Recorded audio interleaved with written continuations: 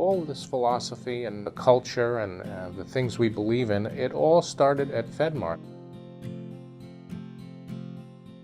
My father had a couple of clients who had come to him with this concept of putting a membership discount store in San Diego, which opened in December of 1954. The store was a success from the day it started. The concept was great. It was a membership discount store. FedMart was limited selection, high quality, at the lowest price. The leader, who was Saul Price, instilled that in everybody. His concept was so simple, it made such sense. To represent the customer, to represent the employee in a way that maximized the value of the relationship. Jim attributes so much of his success and the way he approaches business to the fact that he works along with my dad and had such respect for my dad. While I was serving in a senior executive position, Jim ran the best part of the FedMart operation. He had tremendous respect from everybody. Robert Price called us all together. He says, I want to appoint a head merchant. So he handed out these ballots. Jim got all 10 votes, including his own, which I thought was hilarious. The FedMart story concluded in December of 1975 when, after having sold the business to another party, my father was fired by those people. And in February of 1976, we incorporated the Price Company. And then in July of that same year, we opened the Price Club. By April 1st, 76, he had found this facility here at Marina Boulevard. We agreed that it would be membership and that the wholesale members would pay $25 a year. We wanted a 100,000 square foot building, a cavernous warehouse, and we were going to put steel racks down both sides and have the middle of it be at a very low profile so that the member would come in and they'd be able to look from the front of the building to the back of the building, and all they would see is masses of merchandise. We opened with a dud. It was underwhelming.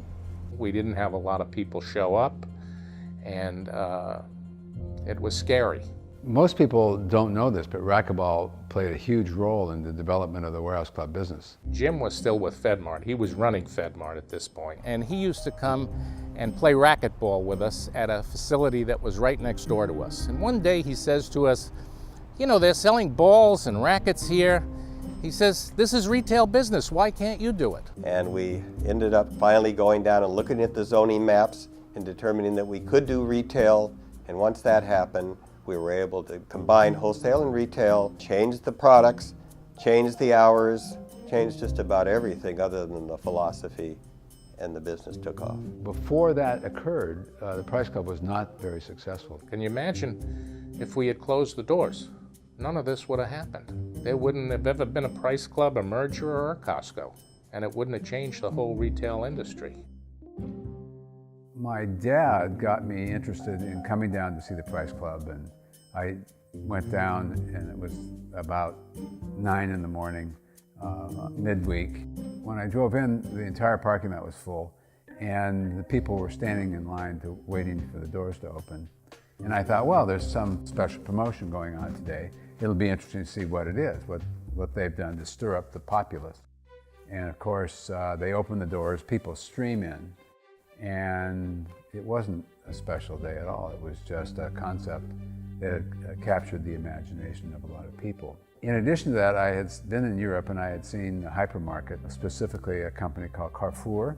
I thought that some combination of those would make a lot of sense. I get a call one day, probably around 1982, and it's a guy by the name of Jeff Brotman from Seattle. He says, I saw the Price Club. I'm considering starting a similar operation in Seattle, Washington. And he said, would you be interested in coming up here and working for us? He was the head merchant at Price Club, and I thought, perfect. He would be someone who could really run the merchandising side of the business, if not the entire business. I didn't know that he was related to Saul Price.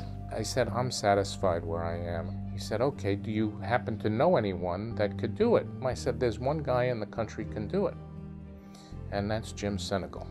And they got together, and the rest is history.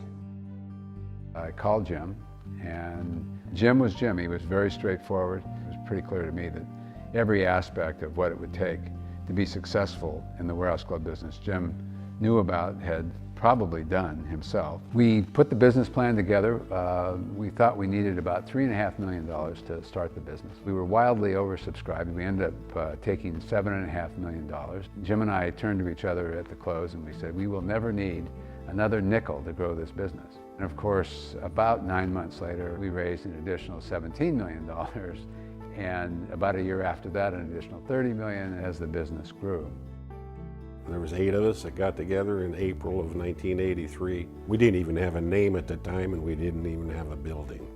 The energy was so strong and so positive that you wanted to just be a part of it. I came to Costco to run operations. Of course, when I started with Costco, we didn't have any operations, so it was a pretty easy job. I came to Costco when there were 2 warehouses opened.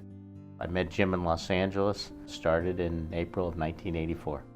My first name badge, which still is in the old one window of fame, has Costco Wholesale Club on it. Jim came through and said he was starting up a Price Club type operation in the Northwest. I jumped at the chance. Jim and Jeff were naive enough to think I knew what to do, and they said, you want to come out and be our VP of Finance? The people who had left their lives in San Diego or Los Angeles or wherever they came from and moved to Seattle were moving on the basis of their faith, in many instances, in Jim. And no guarantees of anything. There were no contracts or anything like that.